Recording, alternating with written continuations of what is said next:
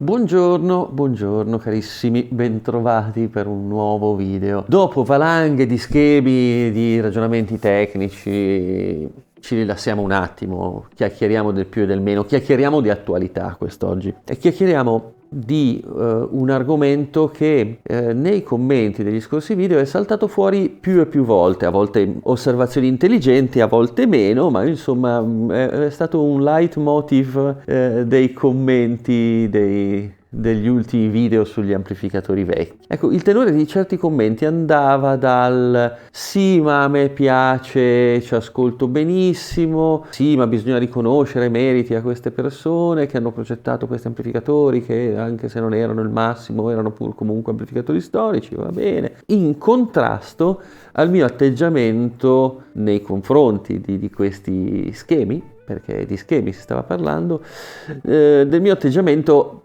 estremamente critico, forse semplicemente realistico. Ebbene, in questi casi il battito d'ali di una farfalla riesce a scatenare una valanga di pensieri, intendo, perché mi sono poi sorpreso a pensare a tutta una serie di altri concetti non necessariamente legati all'alta fedeltà. In particolare mi è venuto in mente un monologo di Giorgio Gaber insomma, parecchi anni fa, credo più di 40 anni fa, un monologo sulla democrazia. E Gaber in quel monologo partiva dall'assunto che ci potesse essere un politico di qualità, uno di quelli incorruttibili, di quelli che pensano al bene comune, eccetera, eccetera, eccetera, quello che tutti vorremmo. Però questo politico in democrazia si accorge che per essere eletto, quindi per poter fare il politico, ha bisogno del consenso popolare, ha bisogno del consenso della maggioranza di molte persone, e per avere il consenso di molte persone a volte le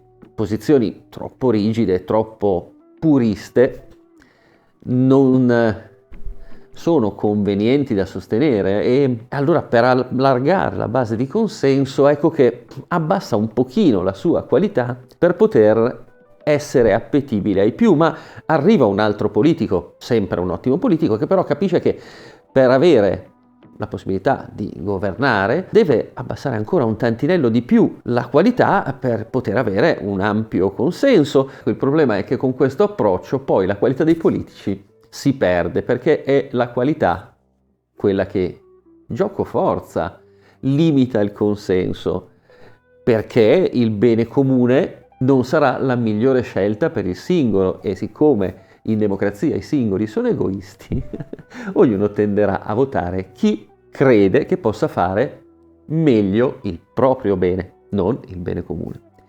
Ok, messo da parte Gaber e il suo monologo estremamente acuto, estremamente intelligente, vediamo le nostre cose. Siamo esattamente nella stessa condizione della democrazia. Se si vuole parlare di qualità, si è giocoforza impopolari. Perché? Perché la qualità costa, perché la qualità è impegnativa, perché la qualità è scomoda e perché la qualità fondamentalmente non è di moda. Una cosa alla volta. Abbiamo parlato di tutta una serie di schemi e di approcci alla riproduzione, alcuni dei quali erano orientati alla massima diffusione commerciale e altri alla massima qualità, perché studiati non per una diffusione commerciale, ma semplicemente per il miglior funzionamento possibile in determinate condizioni. È chiaro che gli apparecchi studiati per una maggior diffusione commerciale sono stati più venduti, perché era per quello che sono stati concepiti. Questo non vuol dire che siano migliori, sono semplicemente stati più venduti. Ora vi faccio il solito esempio,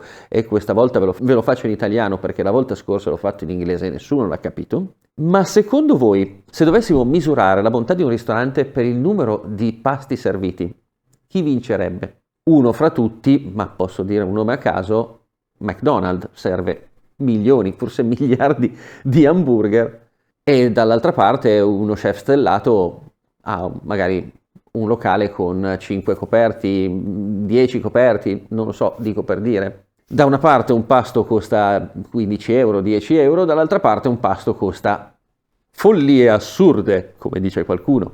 Non andrei mai a spendere quei soldi per andare a mangiare due cosette dal tale o dal tal'altro. Sì, ok, va bene. Questo vuol dire che da McDonald's si mangia meglio che da un Cracco, un Cannavacciuolo, o anche solo, senza arrivare a tanto, da un qualsiasi buon ristorante di qualità. È ovvio che un'offerta di qualità è costosa ed è impopolare e qualcuno, magari un po' invidiosetto anche, senza voler dire, si spingerà ad affermazioni del tipo ecco, quelli ci stanno fregando i soldi perché farci pagare un pasto 500 euro è un furto. Gomblotto, questo lo aggiungo io. Ora, nel nostro campo dell'alta fedeltà siamo sempre in una situazione un po' strana, perché è vero che ci sono dei sedicenti chef stellati che vendono i pasti a 500 euro e valgono meno di McDonald's, ma permettetemi di tenere un attimo da parte questo aspetto. Restiamo sulla qualità reale. È innegabile che la qualità sia costosa e che non tutti se la possano permettere. Ora, il fatto che qualcosa costi caro e che non sia alla portata di tutti, ammesso che questo non sia un farmaco salvavita, ok? È di per sé un concetto negativo? Mi spiego. Il fatto che una Ferrari costi centinaia di migliaia di euro è realmente un problema per l'operaio che non se la può permettere? Posto che in un mondo perfetto tutti dovrebbero poter scegliere se girare in Ferrari o no, d'accordo, ma non è questo il punto e non è questo il mondo perfetto. Non credo che ci sia qualcuno che pensa che la Ferrari sia una presa per i fondelli perché costa cara o che sia degna di biasimo perché le sue macchine non sono accessibili a tutti. Se io ho bisogno di un'automobile per tutti i giorni, mi comprerò un'utilitaria. Se ho bisogno di un furgone per trasportare materiale, mi comprerò un furgone. Il punto è, uno è un furgone, una è un'utilitaria, una è una Ferrari.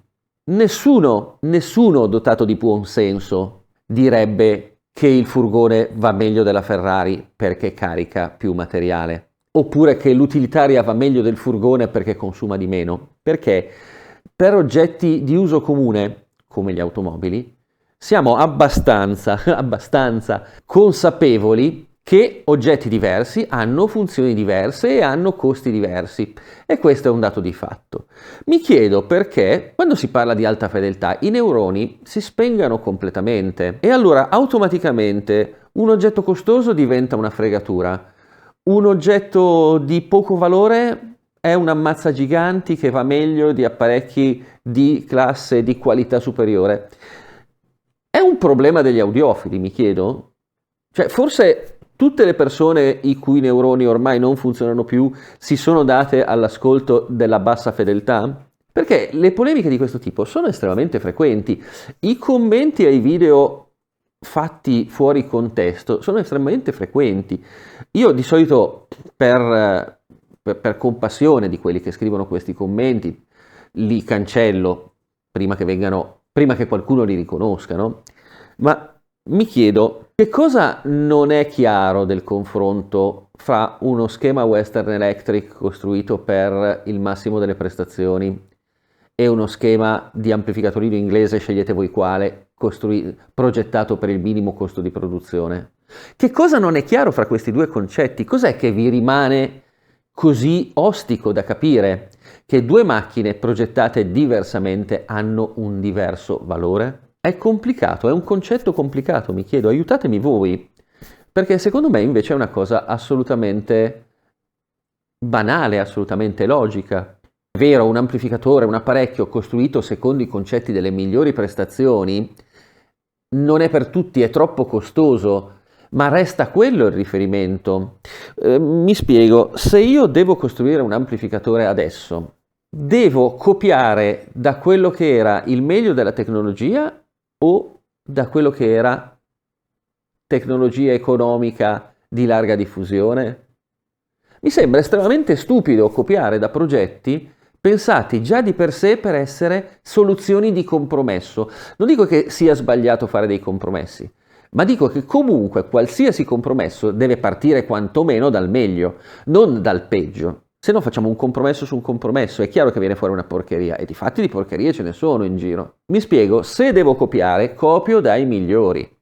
È inutile che leviate lance e scudi a difesa dei Williamson, Quad, Redford, sono e restano porcherie confronto alle cose belle. Ve lo dico, ve lo ripeto, disiscrivetevi dal canale, non mi interessa assolutamente niente, perché io sono per quella filosofia cosiddetta antidemocratica dei pochi ma buoni, non mi interessa il largo consenso. Quegli schemi sono schemi da poco, sono schemi da 4 soldi, non che fossero dei cretini quelli che li hanno progettati, semplicemente i requisiti erano altri, erano requisiti di basso costo e conseguentemente di qualità, così così. Quindi quando io parlerò di schemi di qualità punto. Non mi interessano i compromessi, non mi interessa il consenso di 4 gatti che si credono detentori della verità quando non sanno distinguere un trio da un pentodo, e non mi interessa fare visualizzazioni. Nell'ultimo video, quando ho detto queste cose, alcuni si sono già disiscritti. Vi chiedo cortesemente, come non si fa nei video, potete disiscrivervi anche ora se quello che dico non vi piace. Io continuerò a trattare di qualità, ok? Senza nessun riguardo alle opinioni altrui, perché, qui ve lo confermo, in questo caso le opinioni altrui proprio non mi interessano. Spero che voi capiate che questo tipo di servizio che vi sto facendo è estremamente importante, perché di gente che vi dice che tutto va bene madama la marchesa ce n'è abbastanza in giro. Gente che vi coccola dicendo che il vostro Quad 2, il vostro copia del Williamson, il vostro quello che è, oh è così bello, si sente così bene, ma bravo, ma complimenti, ma che bella cosa che hai fatto. Ne trovate a quintalate su YouTube, sui social, su Facebook, sui forum, ne trovate quanti ne volete, di gente che si accontenta e che è disposta a darsi ragione a vicenda, ce n'è tanta. Qui, su questo canale, nei miei video, troverete un riferimento verso l'alta qualità. E purtroppo quello che tocca sopportare è che ci debba essere per forza un confronto fra le cose buone e le cose meno buone. Le cose meno buone sono da buttare? No, basta sapere cosa sono. Io per la mia attività utilizzo un furgone, non utilizzo una Ferrari o un Lamborghini. Sono assolutamente consapevole che il mio furgone non è una Ferrari o un Lamborghini e non andrò a dire agli ingegneri Ferrari che comunque un motore diesel costa meno da mantenere e fa più chilometri di un motore Ferrari, perché sennò mi prenderebbero quantomeno per un idiota, perché è idiota fare delle considerazioni del genere. Detto questo, io spero che apprezziate il fatto di avere un riferimento qualitativo e non quantitativo in questo incasinato mondo dell'alta fedeltà. Mi fermo qui, vi saluto e noi ci vediamo al prossimo video.